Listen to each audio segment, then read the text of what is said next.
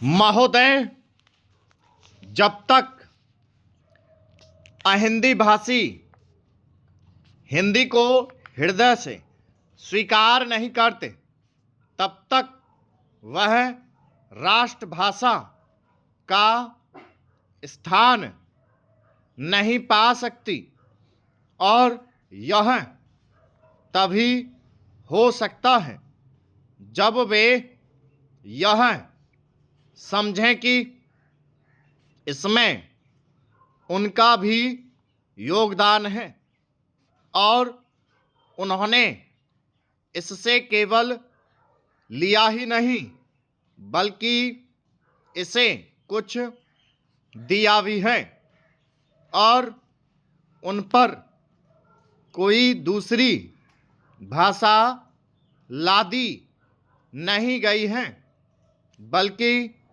यह उनकी ही भाषा है।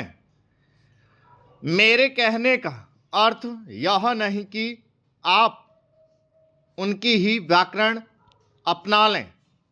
इसका अर्थ यही है कि आप उदारतापूर्वक जितना ले सकते हैं ले लें। भाषा इसी प्रकार बन सकती है।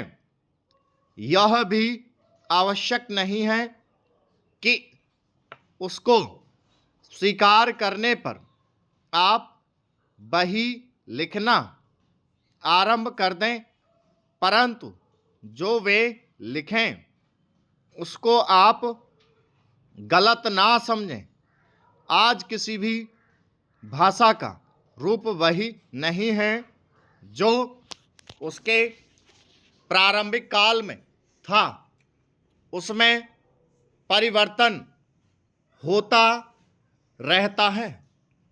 हिंदी के इतिहास में भी आपको यही बात मिलेगी।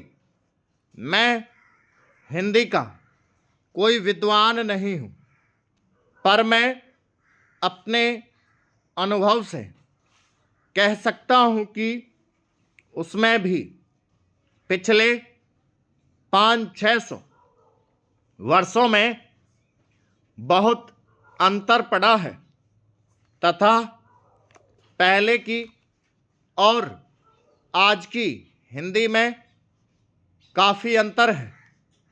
इसलिए नवयुग में जब वह देश की भाषा बनने जा रही है तो उसमें थोड़ा अंतर करना भी पड़े तो वह स्वीकार कर लेना चाहिए, जिससे उसका अन्य प्रदेशों के लोगों के साथ मेल बैठ जाए।